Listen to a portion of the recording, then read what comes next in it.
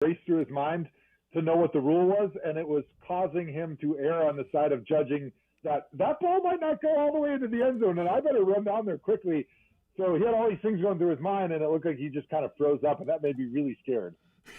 Yeah, there was some genuine. No pictures on the scorecards. Other than that, nothing to see here. No, you're safe, pal. Nothing to see here at all. All right, guys, let's play a little word association. Let's start with a guy. Here we are. We're an hour and 10 into this program, and we have not discussed Baker Mayfield. We talked about everything else. We have not really discussed Baker. Let's start with Baker Mayfield. Joe, what did you see? Smooth. That's what I saw from Baker Mayfield, 19 of 30, 2 touchdowns, 0 interceptions. He's really understanding what makes this offense go, right? And I think Kevin Stefanski's understanding what is the best plays to call for Baker Mayfield. He's getting him out of the pocket. He's using a lot of those bootlegs, those rollouts. Baker is one of the few guys in the NFL. I think Russell Wilson is one of the obvious other ones that can roll out to his weak hand, so to his left, and throw back across his body. It's very impressive. He's got an amazing ability, and you can see the growth within this offense with Baker from week to week.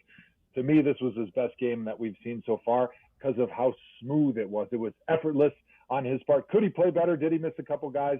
Yeah, but that's okay because there was none of the big mistakes. There was none of those taking chances in a boneheaded way. It was very smooth.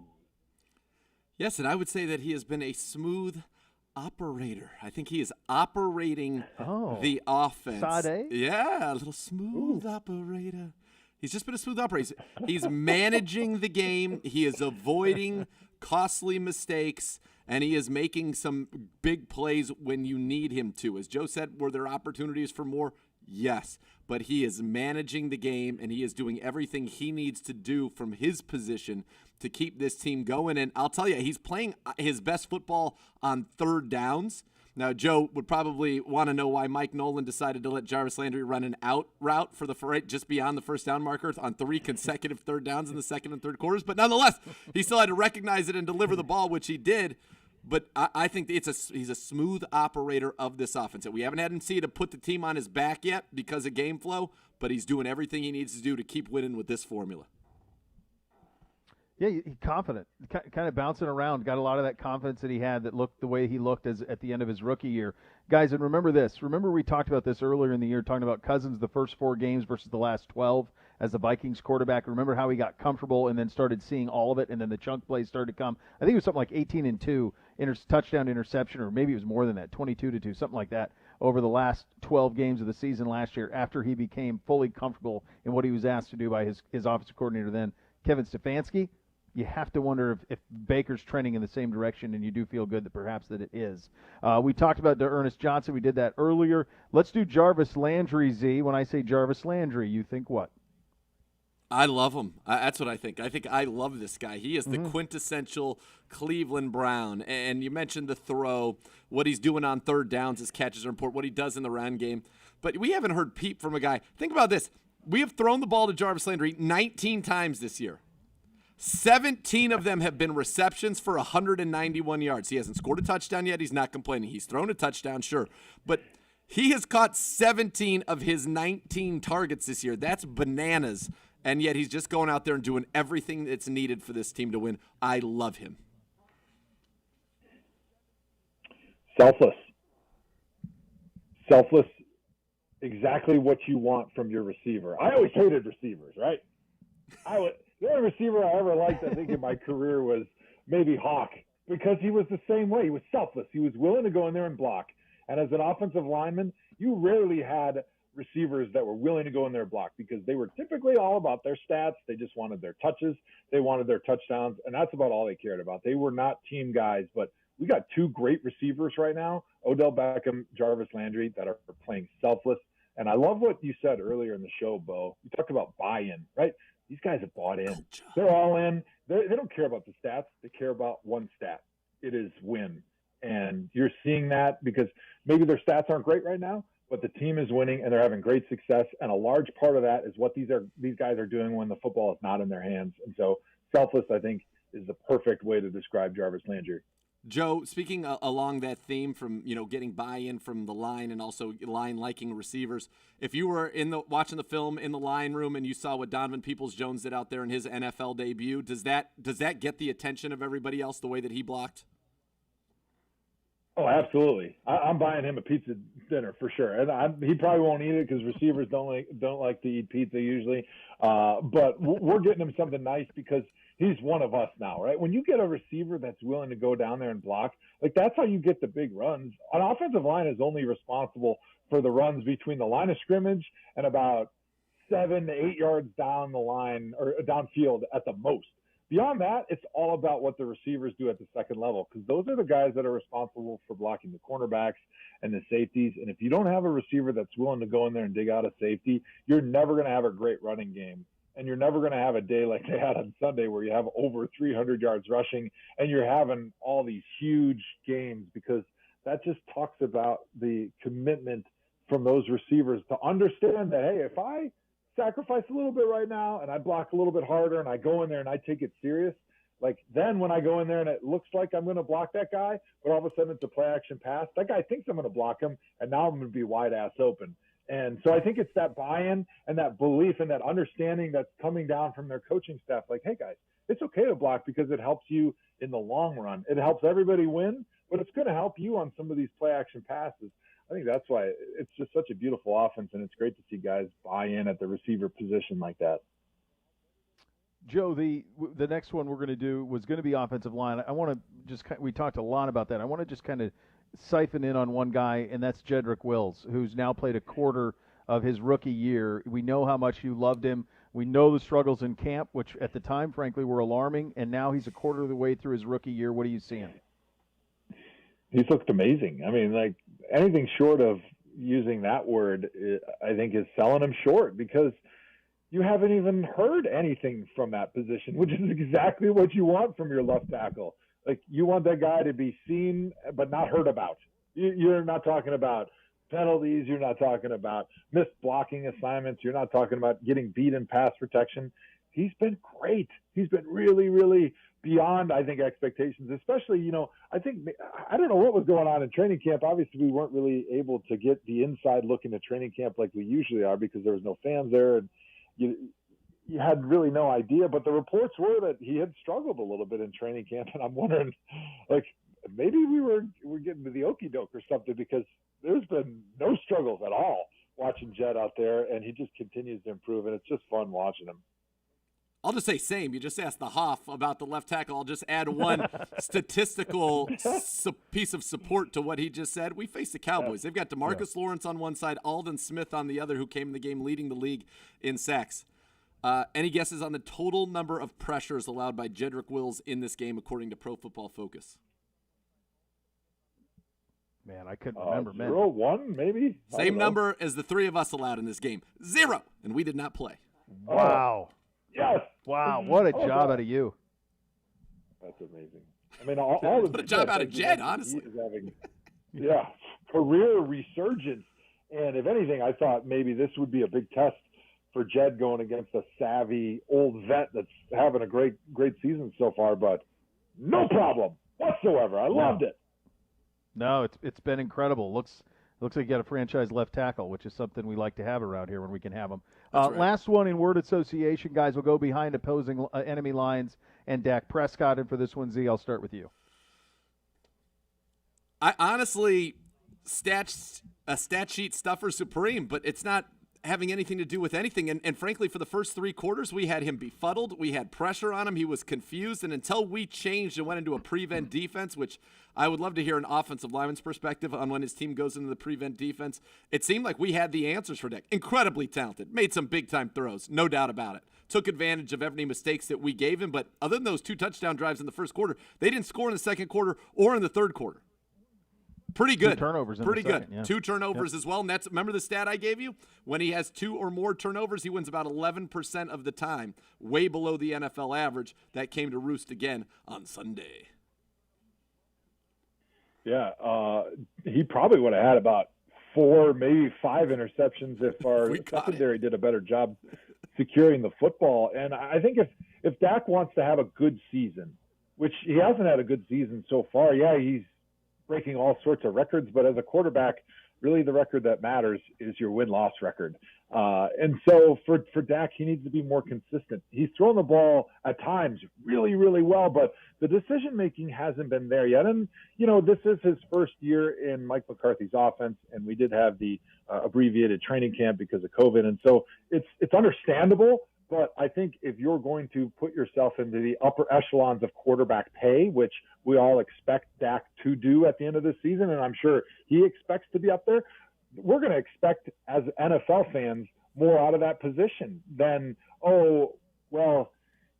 these are the excuses because this is his first year. He's making a lot of mistakes. He's learning. Like, you're expecting greatness out of that position if you're going to pay this guy at the top 5 of all time at the quarterback position. If he wants to be a $40 million a year quarterback, you can't have all those mistakes in a game and expect your team to win. I would just add one thing, just in his defense. It'd be nice if he had a little bit of defensive help, and if they played a little bit of complimentary football, just a little bit of a little bit of deep. Like, they are dreadful defensively, and they right now are not playing complimentary football at all. And in the last 2 games, Zeke Elliott has 26 carries for 88 yards.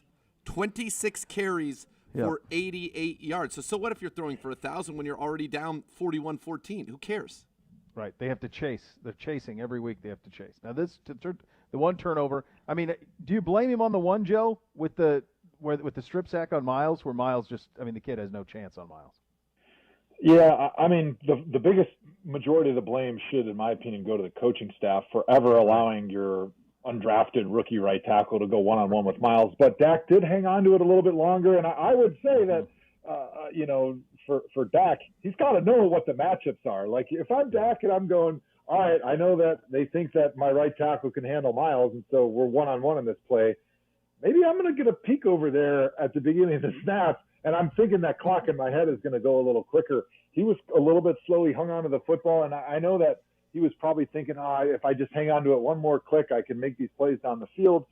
There's plays to be made, but I think you need to be more realistic when you're looking at what your matchups are as you walk to the line of scrimmage and understand that maybe what should be a 2.5-second mental clock might be a little bit closer to 2 when it's Miles one-on-one with your right tackle.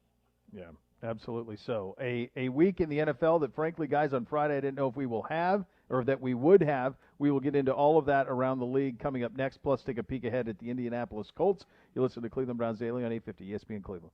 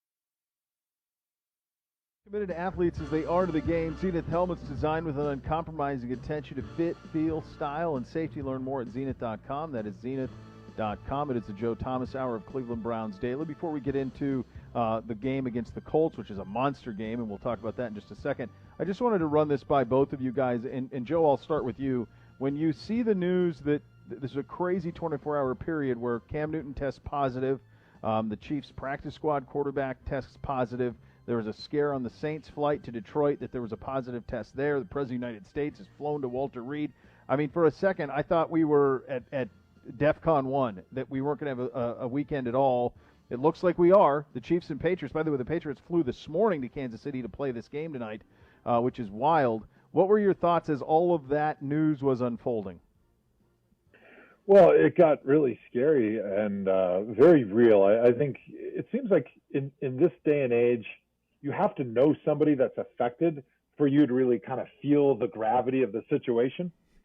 And I think that's the same thing, that we dealt with this weekend. All of a sudden, like, all these NFL guys are testing positive, especially when we've gone a long period of the season through training camp, through the first few weeks of the season. And I think there was maybe some mental complacency from the player standpoint, but also from the fan standpoint. We just kind of assume, like, oh, they got this thing figured out. They've got the testing protocol down. They know what they're doing. And then all of a sudden, bang, like, Cam Newton tests positive on the eve of a game that was one of the more anticipated games we've had this season. And then the president and all these things are happening at once over the weekend. And you really start to all of a sudden that thing in your mind that said, oh yeah, we're definitely going to get 16 regular season games in. It's going to feel like a normal season. That just kind of got thrown into chaos right away. And I'm sure you guys are kind of feeling the same thing. Yeah, I was nervous. I was nervous, and I'll share my own personal situation over the weekend. So as you guys know, I was slated to go to Dallas with the team. Then we knew what happened in Tennessee, and by Friday night the decision had been made, even though I tested all week and was, obviously passed all my COVID tests, let's just limit it. Let's keep it as tight as we possibly can, this bubble. And so I ended up calling the game with Jim and Doug here in Cleveland, did not go with the team down to Dallas. And I think that's when I said, look, that's what it's about though, right? It's about the team. It's about the players, the coaches, being able to go out there and do their jobs. And honestly, for me in Dallas, I would have been in that zone. I'm not so worried about me going down because I knew I'd passed all my tests, but coming back, I was going to be amongst, it certainly looked like 30,000 to me in Dallas, generous. So I remember I woke up on, I think it was Sunday morning when they thought somebody on the Saints had tested positive, and then it would turn out to be but it's like, oh, it's all of a sudden the dominoes. And I said, no, this is not good. But fortunately, looks like we're okay. The Titans, again, no positives today. So it's possible if that happens again tomorrow, they can reopen on Wednesday, and their Week 5 game with Buffalo will be on. But I know the NFL reached out to every organization, the leaders of every organization, and said, look, we've got to make sure we're doing everything the best way that we can. It's again, a lot of sacrifices is going to be required by all involved. Absolutely. So, gentlemen, really quickly, let's take a peek around our division. Baltimore rebounds from their loss. They handle Washington with ease. And then Joe Burrow gets his first win in Cincinnati. The Bengals win, and they are reminded that they have Joe Mixon on the team. And I would just wonder, I think it's without question this is the best division in the AFC, and I think it's right there in all of football. When you think about Pittsburgh's undefeated, Baltimore's 3-1, we're 3-1. The Bengals are 1-2-1, but it very easily could be a 2-1-1. Remember the offensive pass interference on A.J. Green in Week 1, Joe? Yeah, I think the Bengals are starting to figure out who they want to be. And like you mentioned, they've got a pretty good running back there, Joe Mixon. And the fact that they haven't been using him, especially with a rookie quarterback, was insane, especially with the number of hits that Burrow was taking with that weak offensive line the Bengals have. So to find a little bit of balance, I think that's who they're going to be the rest of the season. And that'll help Joe Burrow with his progression, which has already been sort of accelerated. And I think he's exceeded most people's expectations. But they're going to be a real challenger when they get that defensive line healthy, when Joe Burrow continues to improve, and when they continue to kind of lean a little bit more on that run game, which will help everything on offense. So I think it's a very strong argument that the AFC North is going to be one of the better divisions in all of football by the end of the season. Yeah, it is. And honestly, I feel, I don't know if lucky is the right word, but that we're going to get the Bengals twice in the first half of the season, because I think that's a team that is going to continue to improve. And the team that we see in Week 7 is going to be significantly different from the team that we faced in Week 3 on that Thursday night. It's going to be, or Week 2, I'm sorry, on that Thursday night. It's good. They're tough, and the Steelers are great. The Ravens are great. This is a good division, but guess what? The Browns can play with any of these teams. And I think that is, we've got to go prove it. You could say, well, wait a second, this was the year we played the Ravens already, and we didn't play with them. I think we're going to have an opportunity on Monday night here to show, at the time of the year when those games really matter, what we're made of. And I'm excited for our trip. We got take care of business every week. Can't look ahead, and I wouldn't do that. I know Kevin Stefanski's not doing that, but your next after the Colts, it is the Steelers in Pittsburgh, and that's going to be a real important and fun game, hopefully, if we take care of business, go 1-0 again this week. Yeah, it absolutely does. And let's start to focus on that Colts game. And you talk about 3-1. They beat Chicago 19-11 yesterday. They have won 3 in a row. Number 1 defense in the NFL. They've allowed just 56 points through the first 4 games. They're really dynamic, great at stopping the run. But there are questions when you watch them play offensively. They're just limitations to what they can do. Both teams coming in at 3-1. The 4:00 game, that's a monster for us, and an opportunity here, Joe, to continue to have the rhythm and the momentum that you have. What have you seen early from the Colts as we take a quick peek ahead to that matchup? Yeah, so I'm doing the Bears-Bucks game on Thursday, and obviously the Bears played the Colts yesterday, and so I had my eye tuned on this one. And this is going to be a very stiff challenge for the Browns, because the last 3 weeks they've looked really good, but they haven't played great defenses. And like you mentioned, boom, all of a sudden, here's your wake-up call. Here's your come-to-Jesus moment. Are you really the offense that we think they are? Or do we need, to go back a little bit to the drawing board and come up with some new things? And so this is going to be a great test for the Browns. They've got Matt Eberflus, who's the defense coordinator. He was in Cleveland with me as the linebackers coach early on in my career. He's a very, very smart, excellent defensive coordinator. They've got a great linebacking core. They play really hard. They're a 4-3 team that flies to the football. They've got an offensive line who's almost as good as the Browns when you look at what they do from a pass protection standpoint, from a running the football standpoint. They're a very, very good team. And, oh, by the way, they got Phillip Rivers as the quarterback, who hasn't really played yet like the Phillip Rivers that maybe he used to be 5-6 years ago when he was in San Diego. But I think the longer he's with this team, he's going to maybe look a little bit more like that old version of Phillip Rivers. And so hopefully it's not this weekend against the Browns. Certainly this is a enormous matchup, because you come out of this one with a win. You come out of this one where the offense is looking maybe not as productive as they were against the Cowboys, but looking really good, passing that eye test. I think you can feel really good about the rest of the season, because if you watch that Bears-Colts game, it was a complete defensive grudge match. I mean, I think at one point it was like 7-8 or something like that at halftime.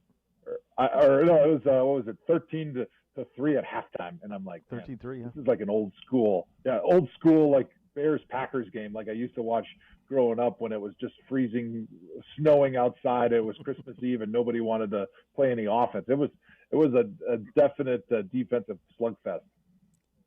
In Week 4, the Browns against the Dallas Cowboys ran for 307 yards. In 4 games this year, the Indianapolis Colts have allowed 308 yards rushing. The Colts have not allowed a single run of more than 20 yards. The long run they've given up on the season is 16, as Beau pointed out on that great Field Yates stat earlier today. The Browns already have 30 runs of 10 or more yards this year, 10 more than anybody else. So something's got to give. That's a something's got to give bowl here. And now you could say the Colts have played some offenses that don't inspire a lot of success running. However, I would point out to you that they bottled up Dalvin Cook back in Week 2. And since then, Dalvin Cook has gone bananas over the last 2 games. So this really will be a test for the Browns. And I'm excited to see this one. I love strength versus strength matchups. And I think we're going to be able to do a good job in this one. Because this isn't a game where you need to score 30 to win.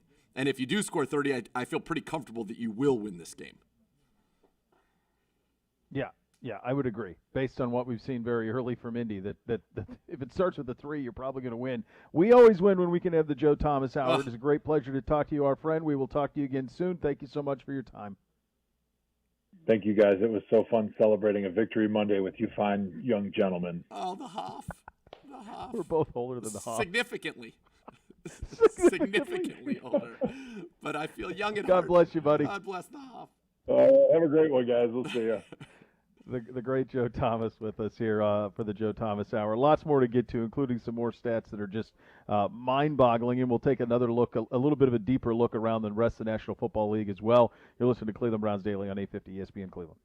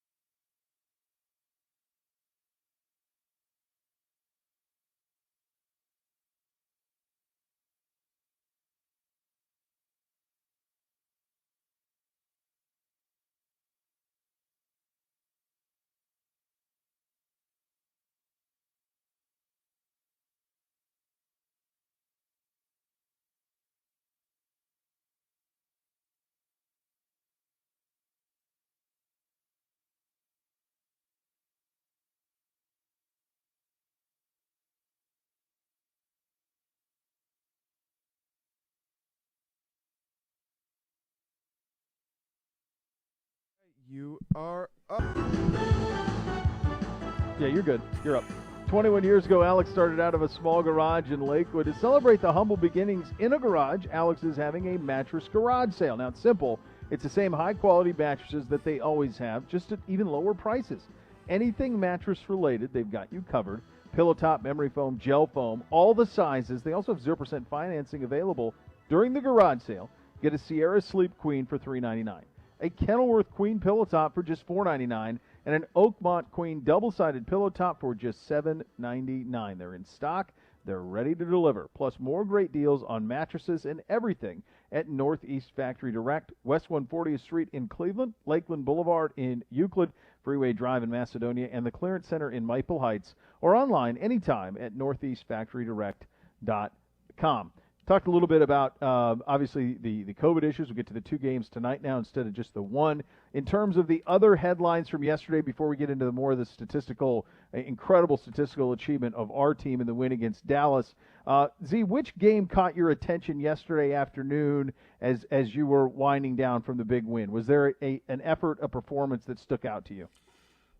From the afternoon games, I can't say that there really was one. Any game, really. Pick one. The Bucs comeback over the Chargers. For Tom Brady to go out 5 touchdowns, 5 different receivers, say, yeah, I still have it, when they were down big, I thought was a real strong statement by him and by them. I thought that was probably the one that jumped out the most to me of everything that happened. The Saints doing the same thing. Saints were down, I think, 14-0 in that game.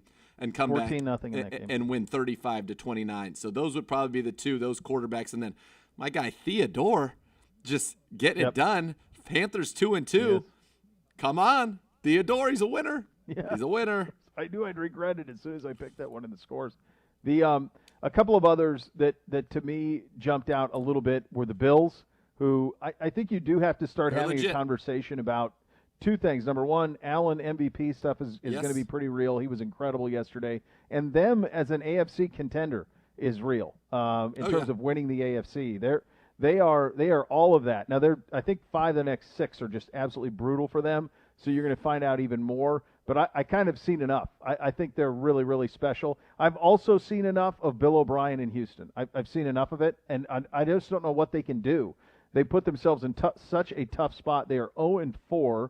They've had a brutal schedule. I get it, but the DeAndre Hopkins, David Johnson trade looks just worse by the day, and they're without their number 1 and number 2 picks in next year's draft. The Dolphins get those, so it's an absolutely brutal spot for a franchise that I think has a franchise quarterback in Deshaun Watson. I just don't know if they'll ever be able to surround him with anything. It's sad. It's crazy to see how far they've fallen. And one thing that also jumped out to me from our little what I'll call wild card watch is. It is likely after this week, the Patriots, I think they're going to lose to the Chiefs. I don't think that's a crazy thing to say. They could be 2-2. So the wild cards as of now would be Ravens 3-1, Browns 3-1, Colts 3-1, Raiders and Patriots 2-2. So the Raiders falling back a little bit has been good, I would say, from the Browns standpoint. You're rooting for the Chiefs tonight. You were rooting for the Bills yesterday. I know it's early, but who cares? They all add up. They're all 6% of the total, so let's focus on every single one there. But a great start for the Browns. And then here's another crazy – is this not the craziest thing that you've heard? So the Browns have the most points scored in the AFC right now, 124 points yet still somehow have a negative point differential, 126 against. That is also most in the AFC. Yeah, well, that first one will linger. That first one lingers. It lingers. A little bit of a differential in that one. Yeah, that one hurts. Let's go inside the numbers from our win over the Cowboys on Sunday. It's the first win in October since 2018, a 12-9 win over Baltimore. First October road win since 2015. The Browns rushed for 307 yards against Dallas. That's the most rushing yards allowed by the Cowboys in the history of the franchise. Ever. It is the first time in Browns history that the team has had 3 guys rush for 70-plus yards. Of course, Johnson, OBJ, and Hunt on that. Crazy that it's not Chubb, but the injury prevented that. 49 points scored, the most since 2007. 51 against Cincinnati for Derek Anderson in that game. Jarvis Landry is 2 for 2 for 100 yards and 2 touchdowns his last 2 passing attempts. And Odell Beckham Jr., 4 touchdowns in 2020 through 4 games, had 4 all of last season. Fun numbers there. Those are fun numbers, and they said that the 31 points we had scored in the first half were the most since What was that, Gibbe? Was it 1991 against the Indianapolis Colts? Man. It was 1991. So somebody wrote on Twitter, that's when the Cold War was still going on. True. It's been a while. It's been a while. Yeah, it was fun, and it was such a. I think about it. I've got young boys as we talk about from time to time, and it was so cool because it just meant more to them beating the Cowboys because the Cowboys are such a brand, and even at their age, they know what the Cowboys are all about.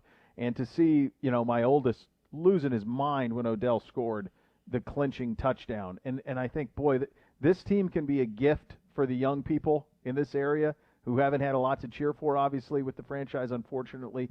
But the good times, they are coming. And this is a sustainable force that is going right now with this team. And the alignment, a lot of credit has to go to ownership here to make the moves that were made in this offseason to get everybody on the same page and to hire really smart people.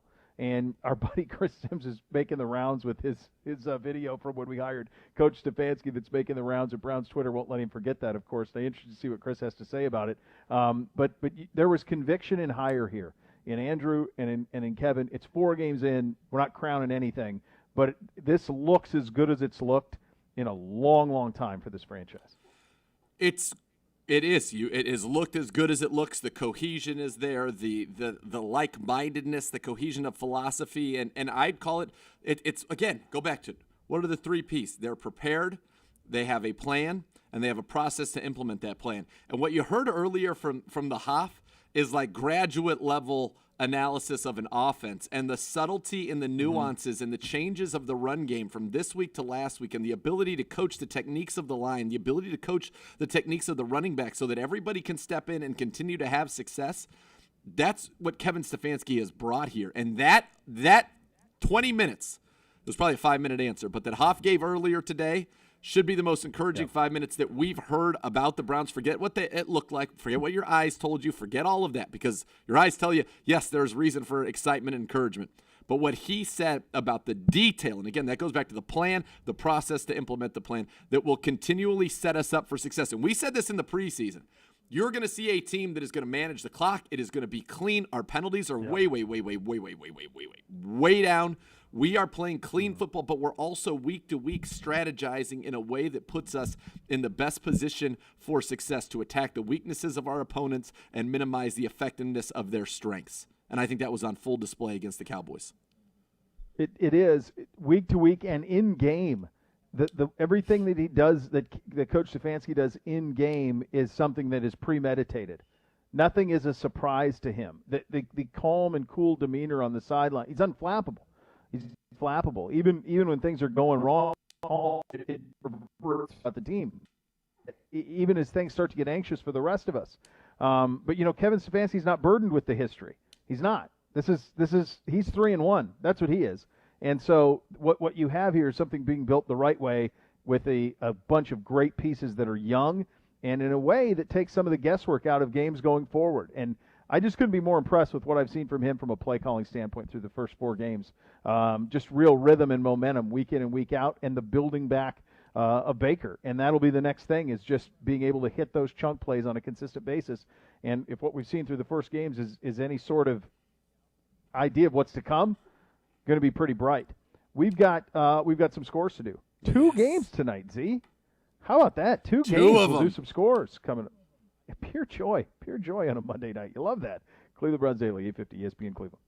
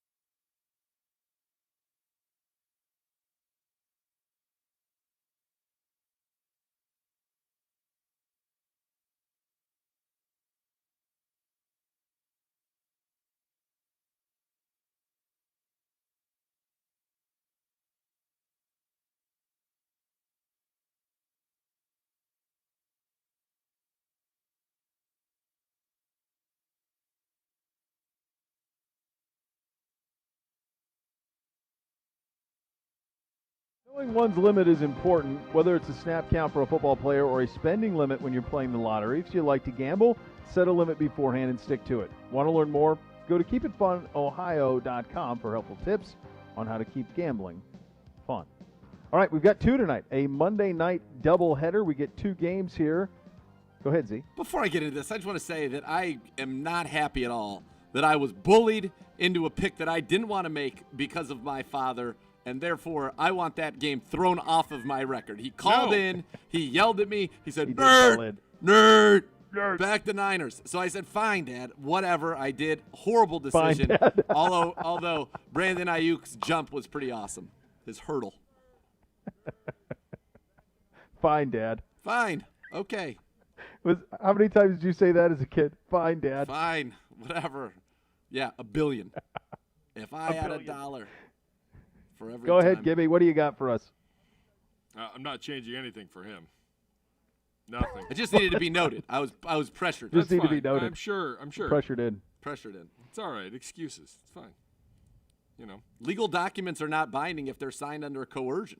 No. So, Well, I don't know. Just put that out there. Sounds like excuse time. Patriots Chiefs. We got a couple scores we got to get to, kids. We have to adjust because I think we have to get there quickly, Gibby. Let's go. What do you? Yeah, what do y'all look, got? this is so the Patriots flew this morning. That's right. Okay, Yes. they flew this morning. Their offense is predicated to this point on Cam Newton's ability to run the football and be a running threat. They will have Brian Hoyer, who is not the runner Cam Newton is. Chiefs, 36.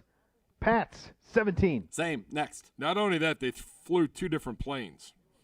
How about Yeah, that? I just can't imagine. Yeah. Welcome to crazy time.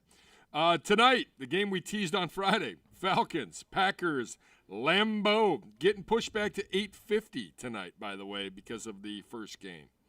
So Less than ideal. Z? Packers and Falcons. I just think the Falcons are imploding. I think it's over for them, but I do think they can put points up. So I'm going to say there's a little knock at the a little knock from behind. Excuse me, someone there? 36-31. It's Calvin Ridley with a late touchdown. Calvin Ridley returns. Calvin Ridley. Look, no Devontae Adams in this game. He tweeted it. No Lazard in this game. Also true. Who are you throwing to? A-Rod? Who are we going to sling it to? Somehow I think he'll be fine. I think he will be fine. Got to stick with it. Packers 38. Falcons 31. Back doors closed.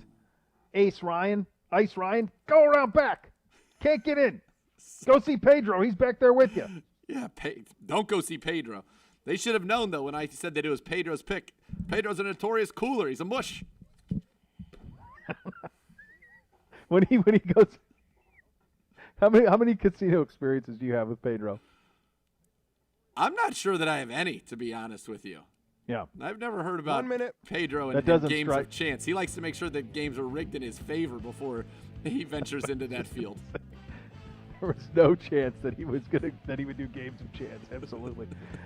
This was pure joy. It's so fun to have a victory Monday. It's so fun to have a team like this, which provides the type of excitement that this one does, and the results. 3-1 through the first quarter. On to the second quarter. We will head down that road coming up tomorrow. Program. The next level is next. Thanks for listening, everybody. Cleveland Browns Daily, 850 ESPN Cleveland.